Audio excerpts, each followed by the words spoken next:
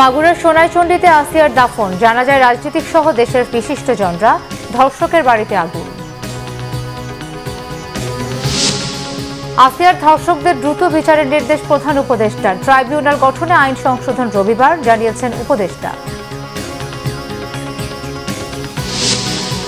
বিএনপিকে ধ্বংসের মিশনে লিপ্তদেরকে হুঁশিয়ারি মির্জা আব্বাসের, কিছুদিনের মধ্যেই সংস্কারের চূড়ান্ত প্রস্তাব, জানিয়েছেন সালাউদ্দিন আহমেদ। ঢাকায় জাতিসংঘ মহাসচিব আন্তোনিও গুতেরেস আজ যাবেন কক্সবাজার, ডক্টর ইউনূস সহ ইফতার করবেন রোহিঙ্গাদের সাথে।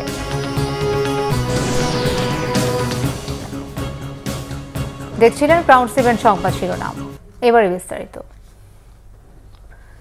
দুদফা জানাজা শেষে মাগুরায় শিশু আসিয়ার দাফন সম্পন্ন হয়েছে। প্রথম জানাজার পর আসামিদের বাড়িতে আগুন দিয়েছে বিক্ষুব্ধরা। জানাজার নামাজ শেষে গ্রামের বাড়ি শ্রীপুর উপজেলার সবদালপুর ইউনিয়নের জারিয়া গ্রামের সোনাইচন্ডী গোরস্থানে দাফন করা হয় শিশুটিকে। এর আগে সন্ধ্যা 7টার কিছু সময় পর স্থানীয় নোমানী ময়দানে শিশুটির জানাজায় অংশ নেন সর্বস্তরের মানুষ। ইমামতি করেন জেলা জামে মসজিদের পেশ ইমাম মুফতি মাওলানা হাবিবুর রহমান। জাতীয় নাগরিক পার্টির সার্জিস আলম ও হাসনাত আবদুল্লাহ সহ দলটির শীর্ষ কয়েকজন নেতা, হেফাজতে ইসলামের নেতা মামুনুল হক, ঢাকা দক্ষিণ মহানগর যুবদলের সদস্য সচিব রবিউল ইসলাম নয়ন ও মাগুরার জেলা প্রশাসক ওহিদুল ইসলাম সহ হাজারো মানুষ উপস্থিত ছিলেন। এর আগে সেনাবাহিনীর ব্যবস্থাপনায় হেলিকপ্টারে মাগুরায় নেওয়া হয় আসিয়ার নিথর দেহ। এদিকে স্থানীয় কিছু বিক্ষুব্ধ লোকজন মাগুরা পৌর এলাকায় ধর্ষণে অভিযুক্ত আসামিদের বাড়িতে প্রথমে ভাঙচুর চালায়, পরে অগ্নিসংযোগ করে তারা। এর আগেই টানা কয়েকদিন মৃত্যুর সাথে পাঞ্জা লড়ে মৃত্যুর কাছে হার মানে মাগুরার নির্যাতিত শিশু 8 বছরের আসিয়া। ঢাকা সম্মিলিত সামরিক হাসপাতালে চিকিৎসাধীন অবস্থায় দুপুরে তার মৃত্যু হয়। এই ঘটনায় শোক জানিয়েছেন অন্তর্বর্তী সরকারের প্রধান উপদেষ্টা ডক্টর মোহাম্মদ ইউনূস। আসামিদের দ্রুত বিচারের আওতায় আনার নির্দেশও দিয়েছেন তিনি। শোক জানিয়েছেন বিএনপি মহাসচিব মির্জা ফখরুল ইসলাম আলমগীর। সেনাবাহিনীও আসিয়ার মৃত্যুতে গভীর শোক প্রকাশ করেছে। রিপোর্ট সৈয়দ আব্দুল মুহিতের।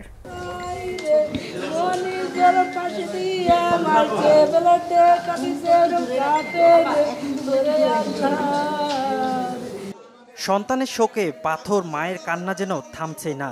যে ক্ষত নিয়ে ঢাকায় আসা তা নিয়ে ফিরতে হচ্ছে তাকে।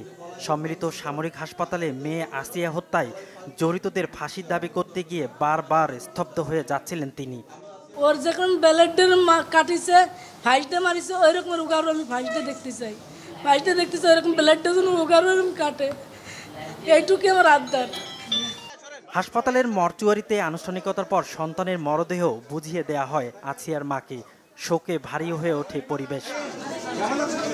মৎস্য প্রাণী সম্পদ উপদেষ্টা, সেনাবাহিনীর ঊর্ধ্বতন কর্মকর্তারা আসিয়ার মরদেহ অ্যাম্বুলেন্সে তুলে দেন।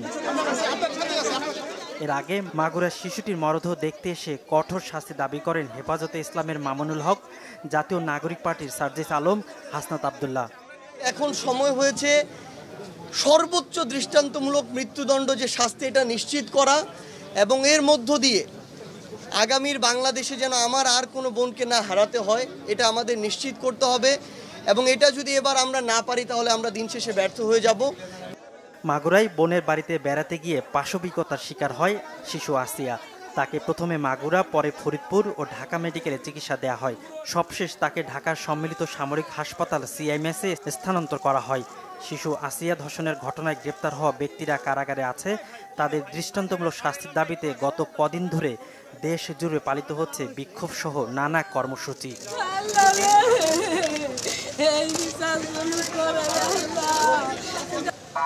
সৈয়দ আব্দুল মুহিত, বাংলা ভিশন, ঢাকা। এদিকে ধর্ষণ বিরোধী মঞ্চ সন্ধ্যার পর শিশু আসিয়ার গায়েবানা জানাজা ও প্রতীকী কফিন নিয়ে মিছিল করেছে ঢাকা বিশ্ববিদ্যালয় ক্যাম্পাসে। এছাড়া ছাত্র জনতার ব্যানারে একটি সংগঠন ধর্ষণকারীদের দ্রুত শাস্তির দাবিতে রাজু ভাস্কর্যের সামনে সমাবেশ শেষে ক্যাম্পাসে মশাল মিছিল করেছে। মিছিলটি ঢাকা বিশ্ববিদ্যালয়ের বিভিন্ন এলাকা প্রদক্ষিণ করে। ধর্ষণ বিরোধী মঞ্চের উদ্যোগে সন্ধ্যা 7:30টার দিকে বিশ্ববিদ্যালয়ের ভিসি চত্বরে আসিয়ার গায়েবানা জানাজা হয়। এতে ঢাকা বিশ্ববিদ্যালয়ের উপাচার্য অধ্যাপক ডক্টর নিয়াজ আহমদ খান, ধর্ষণ বিরোধী মঞ্চের নেতাকর্মী সহ সাধারণ শিক্ষার্থীরা যোগ দেন। গাইবানা জানাজা শেষে ভিসি ধর্ষণকারীদের দৃষ্টান্তমূলক শাস্তি নিশ্চিতের দাবি জানান। পরে প্রতীকী কফিন নিয়ে মিছিল করে সংগঠনটি। ধর্ষণ ও হত্যার প্রতিবাদ এবং ধর্ষকদের সর্বোচ্চ শাস্তির দাবিতে ধর্ষণ বিরোধী মঞ্চ পরে রাজু ভাস্কর্যের সামনে সমাবেশ করে। বক্তারা বলেন, শুধু বিচারের মাধ্যমে ধর্ষণ ও নারী নির্যাতনের সমস্যা সমাধান সম্ভব নয়। এসবের বিরুদ্ধে সামাজিক প্রতিরোধ ও সচেতনতা গড়ে তোলার তাগিদ দেন তারা।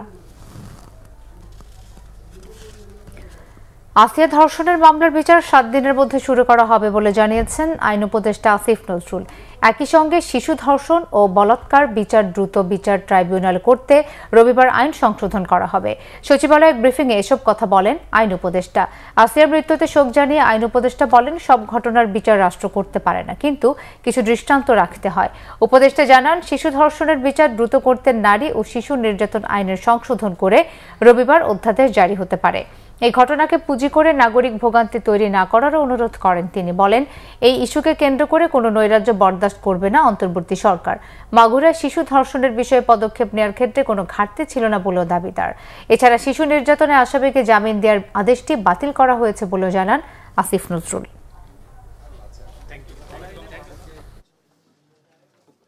7 দিনের মধ্যে ইনশাআল্লাহ যদি আমরা বিচার কাজ শুরু করতে পারি, আমাদের বিচারক ওনারা সর্বোচ্চ দ্রুততার সাথে ন্যায় বিচার নিশ্চিত করে এই বিচার করতে পারবেন।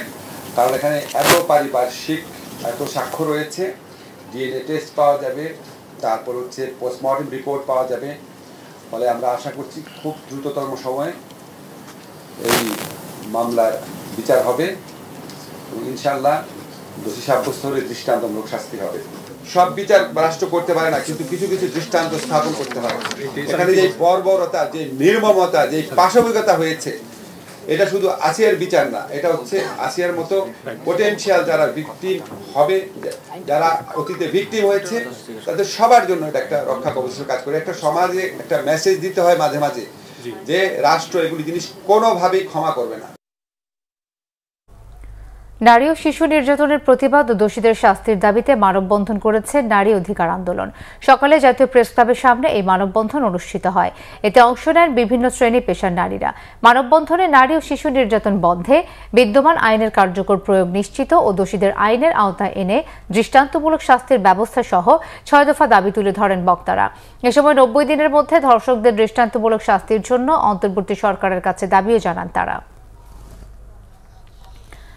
সচিবালয় ও শাহবাগ সহ রাজধানীর কয়েকটি এলাকায় সভা সমাবেশ মিছিল নিষিদ্ধ করেছে ঢাকা মেট্রোপলিটন পুলিশ ডিএমপি সদর দপ্তরের এক গণবিজ্ঞপ্তিতে এই তথ্য জানানো হয়েছে। ডিএমপি কমিশনার শেখ মোহাম্মদ সাজ্জাদ আলী স্বাক্ষরিত এক প্রেস বিজ্ঞপ্তিতে জানানো হয়, আইন শৃঙ্খলা রক্ষায় ডিএমপি অধ্যাদেশের 29 ধারায় অর্পিত ক্ষমতা বলে আজ থেকে পরবর্তী নির্দেশ না দেওয়া পর্যন্ত সচিবালয়, প্রধান উপদেষ্টা সরকারি বাসভবন যমুনা ও পাশের হোটেল ইন্টারকন্টিনেন্টাল মোড়, শাহবাগ মোড়, কাকরাইল মোড় ও মিন্টো রোডে সব ধরনের সভা সমাবেশ, গণজমায়েত, মিছিল ও শোভাযাত্রা নিষিদ্ধ ঘোষণা করেছে ডিএমপি। আজ থেকে এই নিষেধাজ্ঞা কার্যকর হয়েছে। বিএনপির স্থায়ী কমিটির সদস্য মির্জা আব্বাস বলেছেন, বিএনপিকে চাইলে ফু দিয়ে উড়িয়ে দেওয়া যাবে না। কেউ কেউ দলকে কলুষিত করার চেষ্টা করছেন অভিযোগ তুলে তাদেরকে হুঁশিয়ার করে দেন তিনি। এদিকে স্থায়ী কমিটির আরেক সদস্য সালাউদ্দিন আহমেদ বলেছেন, সংস্কার প্রস্তাবের কপিগুলো হাতে আছে, কিছুদিনের মধ্যেই চূড়ান্ত প্রস্তাব দেবে বিএনপি। আহমেদ সরওয়ারের রিপোর্ট। সিদ্ধেশ্বরী গার্লস স্কুলে বৃহস্পতিবার ইফতার মাহফিলের আয়োজন করে ঢাকা মহানগর দক্ষিণের অন্তর্গত রমনা থানাধীন শান্তিনগর ইউনিট বিএনপি। এতে যোগ দেন দলের স্থায়ী কমিটির সদস্য মির্জা আব্বাস। মাগুরার শিশুর মৃত্যুর ঘটনায় নিন্দা জানিয়ে শোক সন্তপ্ত পরিবারের প্রতি সমবেদনা জানান তিনি। এ সময় তিনি বলেন, কোথাও গেলেই কিছু লোক আছে ঘিরে ধরে ছবি তোলে, তারা চাঁদাবাজ। গত 17 বছর তাদেরকে দেখেননি উল্লেখ করে আন্দোলনের সুফল নষ্ট না করার আহ্বান জানান বিএনপির নেতা। বলেন, অপকর্ম করে সবাই, দোষ হয় বিএনপির। বিএনপি টোকা দিয়ে ফেলে দেওয়া দল না। ওই কয়েকজন ইউটিউবার আর কয়েকজন ঢাকায় বসে বসে সেদিন দেশ থেকে ফেরত আসলেন, অনেকে বলছিলেন দেশেই আসবেন না, এখন দেশে আসছেন, আইসা নতুন মুক্তিযোদ্ধা আসছেন, বিএনপির বিরুদ্ধে কথা বললেই লাভ, কথা বলতেছেন। দয়া করে এগুলো ছাড়েন। সম্প্রীতির রাজনীতি করি আমরা, দেশটাকে ভালোবাসি, সবাই মিলে দেশটাকে ভালোবেসে গড়ে তুলি। সুযোগ পেলে একটা দলকে ল্যাং মেরে ফেলে দিবেন, ওই কাজটাকে দয়া করে করবেন না। যারা বিএনপিতে অনুপ্রবেশ করে বিএনপিকে কলুষিত করার চেষ্টা করছেন, যারা আমাদের 17 বছরের অর্জনকে ধ্বংস করার চেষ্টা করছেন তারা সাবধান হয়ে যান। বিভিন্ন রাজনৈতিক দলের নেতাদের সম্মানে রাজধানীর একটি অভিজাত রেস্তোরাঁয় ইফতার মাহফিল করে গণ অধিকার পরিষদ। এতে যোগ দেন বিএনপি স্থায়ী কমিটির সদস্য মির্জা আব্বাস ও সালাউদ্দিন আহমেদ সহ বিভিন্ন রাজনৈতিক দলের নেতারা। ইফতার পূর্ব আলোচনায় বিএনপি নেতারা বলেন, কিছু কিছু সংস্কার প্রস্তাবে একমত না হলেও বেশিরভাগ প্রস্তাবেই ঐক্যমত্য হবে। এই সমস্ত প্রস্তাবগুলো আমরা হাতে পেয়েছি, হার্ড কপি পেয়েছি, সফট কপি পেয়েছি। সংস্কার কমিশনের সেই প্রস্তাবগুলোর উপরে আমরা আলাপ আলোচনা করছি, বিশ্লেষণ করছি। আমরা অতি শীঘ্রই আমাদের রিপোর্টগুলো আমরা সংস্কার কমিশন, জাতীয় ঐক্যমত্য কমিশনের কাছে প্রদান করব। মাননীয় প্রধান উপদেষ্টা খুব শিগগিরই জনগণের চাহিদা অনুযায়ী জাতীয় সংসদ নির্বাচনের জন্য একটি পরিষ্কার রোডম্যাপ প্রদান করবে। কৃত্রিমভাবে অসুবিধার সৃষ্টি করা হচ্ছে, চেষ্টা করা হচ্ছে। বিভিন্ন দল একে অপরের দিকে কথা বলছে, কাদা ছুটছে। এই জিনিসটা ঠিক না। তাহলে 5 তারিখে যে আমাদের আন্দোলন, আমাদের বিজয়, এটা নিঃশেষ হয়ে যাবে। দেশের উত্তরাঞ্চলের প্রকৌশলীদের নিয়ে ইফতার ও দোয়া মাহফিলের আয়োজন করে উত্তরবঙ্গ ইঞ্জিনিয়ার্স ফোরাম। রাজধানীর এলজিইডি ভবনে এই ইফতার মাহফিলে প্রধান অতিথি হিসেবে উপস্থিত ছিলেন বিএনপি স্থায়ী কমিটির সদস্য ও সাবেক মন্ত্রী ইকবাল হাসান মাহমুদ টুকু। আহমেদ সরওয়ার, বাংলা ভিশন, ঢাকা। 4 দিনের সফরে জাতিসংঘ মহাসচিব অ্যান্টনিও গুতেরেস এখন ঢাকায়। বৃহস্পতিবার বিকেলে হযরত শাহজালাল আন্তর্জাতিক বিমানবন্দরে অবতরণ করে তাকে বহনকারী বিমানটি। বিমানবন্দরে জাতিসংঘ মহাসচিবকে স্বাগত জানান পররাষ্ট্র উপদেষ্টা তৌহিদ হোসেন, অর্থ উপদেষ্টা সালেউদ্দিন আহমেদ, 3 বাহিনীর প্রধান ও সামরিক বেসামরিক ঊর্ধ্বতন কর্মকর্তারা। শুক্রবার সকাল 9টায় হোটেলে জাতিসংঘ মহাসচিবের সঙ্গে সৌজন্য সাক্ষাৎ করবেন পররাষ্ট্র উপদেষ্টা তৌহিদ হোসেন এবং প্রধান উপদেষ্টার রোহিঙ্গা বিষয়ক বিশেষ দূত ডক্টর খলিলুর রহমান। পরে প্রধান উপদেষ্টার কার্যালয়ে ডক্টর মোহাম্মদ ইউনূসের সাথে বৈঠক করবেন জাতিসংঘ মহাসচিব। এরপর একই ফ্লাইটে প্রধান উপদেষ্টার সাথে তিনি কক্সবাজার যাবেন। শুক্রবার সারাদিন রোহিঙ্গা ক্যাম্প পরিদর্শন করবেন অ্যান্টনিও গুতেরেস। সেখানে প্রধান উপদেষ্টার সঙ্গে প্রায় 1 লাখ রোহিঙ্গার সাথে ইফতারেও যোগ দেবেন মহাসচিব। সংস্কার কার্যক্রমে জাতিসংঘের সমর্থন সহযোগিতা নিয়ে প্রধান উপদেষ্টা নাগরিক সমাজসহ বিভিন্ন অংশীজনের সাথেও বৈঠক করবেন জাতিসংঘ মহাসচিব। বৈঠক করবেন ঐক্যমত্য কমিশনের সাথেও। ব্যবসায়িক স্বার্থ উদ্ধারে এনবিআরের কর্মকর্তা কর্মচারীদের ঘুষ না দিয়ে তাদের অনিয়ম দুর্নীতি ধরিয়ে দেওয়ার আহ্বান জানিয়েছেন এনবিআর চেয়ারম্যান মোহাম্মদ আব্দুর রহমান খান। সকালে রাজধানীর রাজস্ব ভবনে বিটিএমএ, বিপিজেএমইএ, টেরিটাউল সহ বিভিন্ন সংগঠনের প্রতিনিধিদের সাথে প্রাক বাজেট আলোচনায় এসব কথা বলেন তিনি। এনবিআর চেয়ারম্যান বলেন, ঘুষ দুর্নীতির জন্য শুধু কর কর্মকর্তারা দায়ী নন। স্বার্থ উদ্ধারে অনেকেই তাদের সাথে আন্ডার টেবিল নানা ডিল করেন। এটা না করতে ব্যবসায়ীদের প্রতি আহ্বান জানান তিনি। আব্দুর রহমান খান জানান, এনবিআরের কারো বিরুদ্ধে দুর্নীতির অভিযোগ প্রমাণিত হলে তদন্ত ছাড়াই সরাসরি বরখাস্ত করা হবে। ব্যবসায়ী সংগঠনের নেতাদের দাবির জবাবে বিভিন্ন শুল্ক কর যৌক্তিক করার আশ্বাস দেন এনবিআর চেয়ারম্যান। কর্পোরেট কর প্রসঙ্গে তিনি জানান, কোনো বিশেষ গোষ্ঠীর জন্য কম রেটের আলাদা কোনো হার রাখা হবে না। 2025 সালের জুনে শেষ হতে যাওয়া কর অব্যাহতির মেয়াদ নতুন করে আর বাড়ানো হবে না বলেও জানান এনবিআর চেয়ারম্যান। অনিয়ম দুর্নীতি বন্ধে অভিযোগ প্রমাণের সঙ্গে সঙ্গে অসাধু কর্মকর্তাদের বরখাস্ত করা হবে বলেও ঘোষণা দেন এনবিআর চেয়ারম্যান। এক সপ্তাহ লাইফ সাপোর্টে থাকা ঢাকা বিশ্ববিদ্যালয়ের সাবেক উপাচার্য অধ্যাপক ডক্টর আরিফিন সিদ্দিক আর নেই। ইন্না লিল্লাহি ওয়া ইন্না ইলাইহি রাজিউন। মৃত্যুকালে তার বয়স হয়েছিল 71 বছর। আরিফিন সিদ্দিককে বৃহস্পতিবার রাত 10:40 মৃত ঘোষণা করেন রাজধানীর ইব্রাহিম কার্ডিয়াক হাসপাতালের চিকিৎসকরা। হাসপাতালের নিউরোসার্জারি বিভাগের অধ্যাপক ডাক্তার মোহাম্মদ নজরুল হোসাইন রাতে সাংবাদিকদের বলেন, তিনি লাইফ সাপোর্টে ছিলেন। গত 6 মার্চ স্ট্রোক করার পর তাকে ইব্রাহিম কার্ডিয়াক হাসপাতালের আইসিইউতে নেওয়া হয়। অবস্থার আরও অবনতি ঘটতে থাকলে নেওয়া হয় লাইফ সাপোর্টে। অধ্যাপক আরিফিন সিদ্দিকী 2009 সালে ঢাকা বিশ্ববিদ্যালয়ের 27তম উপাচার্য হিসেবে নিয়োগপ্রাপ্ত হন। 2017 সালে তিনি উপাচার্যের দায়িত্ব পালন শেষ করে আবারও গণযোগাযোগ ও সাংবাদিকতা বিভাগে অধ্যাপক হিসেবে যোগ দেন। অবসরে যান 2020 সালের জুনে। ঐতিহ্যবাহী ভূমধ্যসাগরীয়, আরব্য আর উপমহাদেশীয় সুস্বাদু খাবারের সমারোহ নিয়ে ইফতার সাজিয়েছে হোটেল ওয়েস্টিন ঢাকা। বিভিন্ন ধরনের সিগনেচার ডিশ সহ 4 শতাধিক দেশি বিদেশি ইফতার থাকছে এখানে। পুরান ঢাকার ঐতিহ্যবাহী খাবারের পাশাপাশি আরব্য, টার্কিশ ডিশ কি নেই সেখানে। সবশেষে মুখ মিষ্টিতে রয়েছে বাকলাভা, কুনাফার মতো হরেক মিষ্টি খাবার। 5 তারকা হোটেলের বাহারি ইফতারের আরো খবর জানাচ্ছেন ওবায়দুল্লাহ মামুন।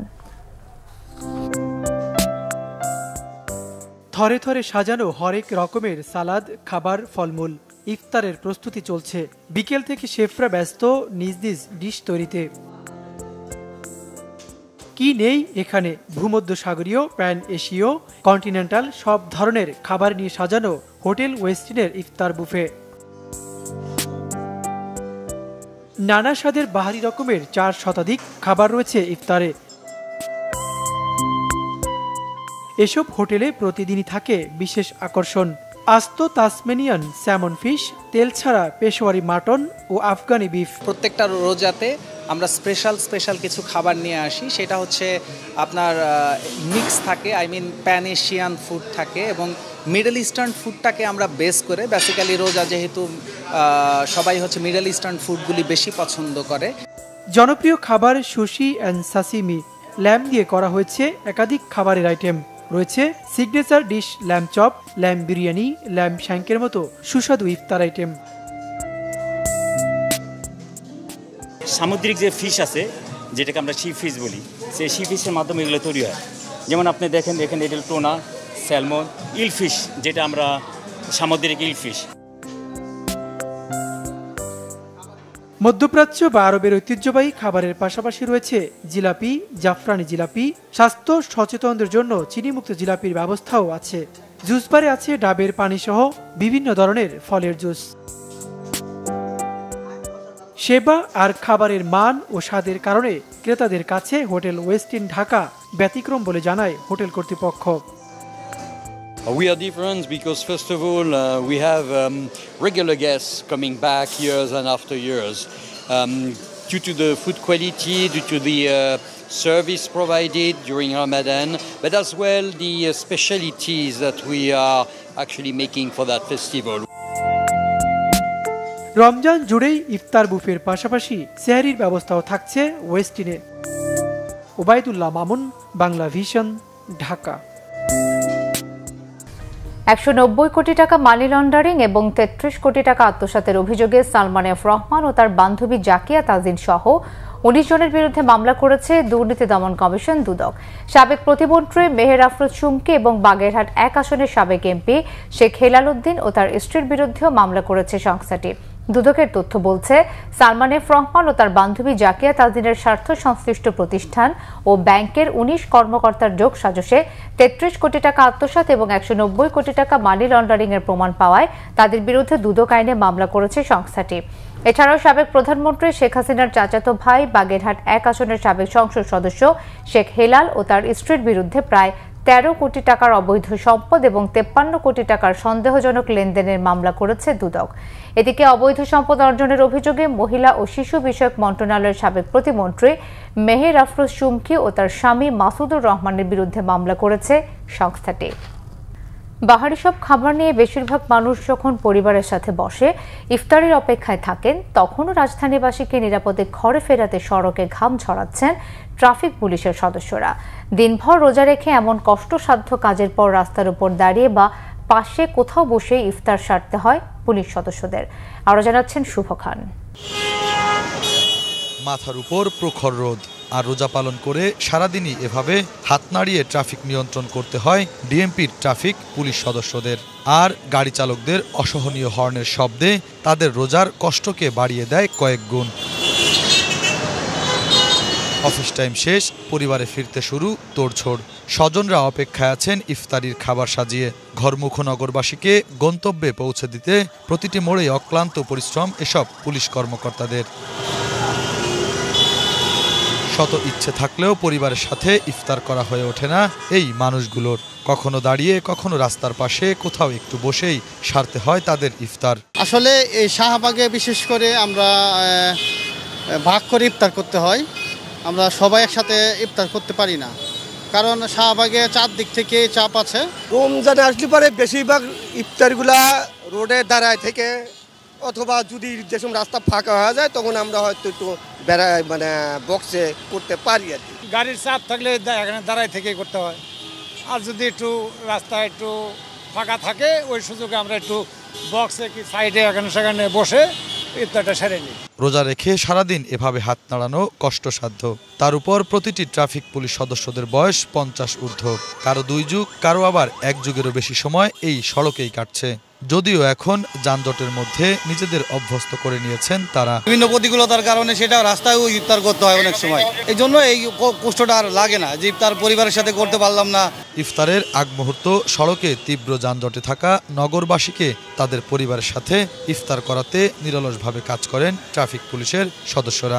রাস্তায় প্রেসার থাকা অবস্থায় তো আমরা আমাদের রাস্তা ছেড়ে বাসায় যায় ইফতার করা আমাদের পক্ষে সম্ভব হয় না।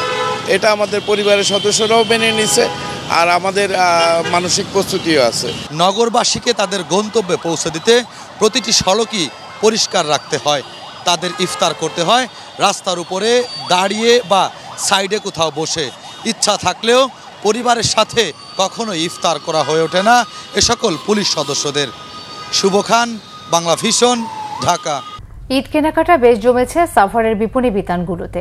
দাম নিয়ে তেমন অভিযোগ নেই ক্রেতাদের। চাহিদা কম থাকায় মার্কেটগুলোতে কমেছে ভারতীয় পোশাক, সেই জায়গা কিছুটা দখলে নিয়েছে পাকিস্তান। সাভার প্রতিনিধি নাজমুল হুদা শাহিনের তথ্য ছবিতে desk report. Savar new market, city centre, জাতীয় দৃষ্টি প্রতিবন্ধী সংস্থা মার্কেট, রাজ্জাক প্লাজা সহ শপিং মলগুলোতে ক্রেতাদের ভিড়। সকাল থেকে রাত পর্যন্ত চলছে বেচাকেনা। নান্দনিক ডিজাইনের বৈচিত্র্যময় পোশাকে সাজানো হয়েছে বিভিন্ন শোরুম। দেশি বিদেশি পোশাকে ঠাসা সব দোকান। ব্যবসায়ীরা জানিয়েছেন এবার ভারতীয় পোশাকের চাহিদা কম, পাকিস্তানি পোশাকের প্রতি আগ্রহ ক্রেতাদের। সব রকমের কালেকশন আমাদের এখানে আছে। আমাদের এখানে প্রতি বছর র্যাফেল ড্র 2025 এই বছর আমরা আয়োজন করেছি ব্যাপক হারে। রকমারি যত রকমের মানুষের ব্যবহারযোগ্য দ্রব্য সামগ্রী এখন ভালো বিক্রি হচ্ছে, কাস্টমারেরও সমাগম ভালো। মানিকগঞ্জ, ধামরাই, আশুলিয়া, টাঙ্গাইল, ইভেন কি বিভিন্ন দেশের বিভিন্ন জায়গা থেকে অনেক ক্রেতা সাধারণ আমাদের এখানে সমাগম। বেশিরভাগ 3 পিসের কালেকশনটাই বেশি এবার।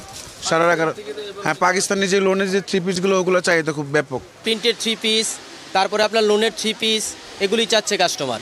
লেহেঙ্গা, দোপাট্টা, তারপরে আপনার যে সুতি, বিভিন্ন যে ইন্ডিয়ান কাজ করা, এর ভিতরে সব ধরনের মালই আছে আমাদের এখানে। Foundation, press powder, lipstick, nail polish, এগুলো একটু বেশি যাচ্ছে। কাস্টমারের চাহিদাটা এখন এটার উপর একটু বেশি। আলহামদুলিল্লাহ বেশ ভালো সাড়া পাচ্ছি আমরা। প্রথম থেকেই বেশ ভালো বেচা কিনা শুরু হয়েছে আলহামদুলিল্লাহ এই বছর। ঈদের আগে ঝক্কি এড়াতে আগেভাগেই নিজের ও প্রিয়জনের জন্য ঈদের কেনাকাটা সারছেন ক্রেতারা। দাম নিয়ে তেমন অভিযোগ নেই তাদের। পছন্দের সেরাটা বেছে নিতে ছুটছেন এক শোরুম থেকে আরেক শোরুমে। একটা সারা কিনছি, আরও দেখতেছি আরও কিনবো। ভারতের ড্রেস ওরকম দেখায় নাই, আমরা অনেক দোকানে ঘুরছি, কোথাও মানে ওরকম ভারতের ড্রেস আসে নাই, বেশি এই পাকিস্তানি ড্রেসই দেখাইছে। আমরা জামা, ব্যাগ, দেন হচ্ছে অর্নামেন্টস, এগুলো কেনার জন্য আজকে এসেছি আর কি। আমি 3 পিস কিনবো, স্যান্ডেল কিনবো, ব্যাগ কিনবো, ভ্যানিটি ব্যাগ, এইগুলা কসমেটিক কিনা হয়ে গেছে। জুতা কিনছি, আর আমার টপস কিনছি আমার জন্য, জুতা নিয়েছি, জামা নিয়েছি, একটু আগে আগে করে ফেলে দেওয়া ভালো হবে, কারণ অনেকের পছন্দ অনেক রকম থাকে, তো একটু ঘুরে ঘুরে দেখা যায়। পরবর্তীতে অনেক ভিড় হয়, কেনাকাটা করা যায় না, পছন্দের পণ্যটিও দেখা যাচ্ছে যে ওইভাবে পাওয়া যায় না, তো এখন আসছে একটু স্বাচ্ছন্দ্যে কেনাকাটার জন্য। চাঁদ রাত পর্যন্ত মার্কেটগুলো জমজমাট থাকবে বলে আশা ব্যবসায়ীদের। Bangla vision news desk. সংবাদ শেষ করব ক্রাউন 7 শিরোনামগুলো আরও একবার জানিয়ে। মাগুরার সোনাইচন্ডিতে আসিয়ার দাফন, জানা যায় রাজনীতিক সহ দেশের বিশিষ্টজনরা। ধর্ষকের বাড়িতে আগুন।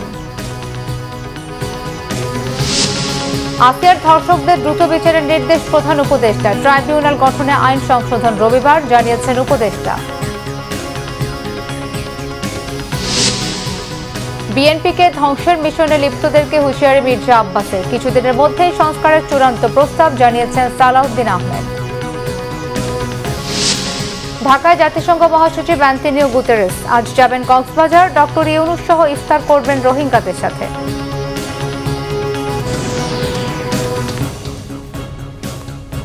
এই ছিল এখনকার মতো। পরের সংবাদ সকাল 7:30টায় দেখার আমন্ত্রণ রইল।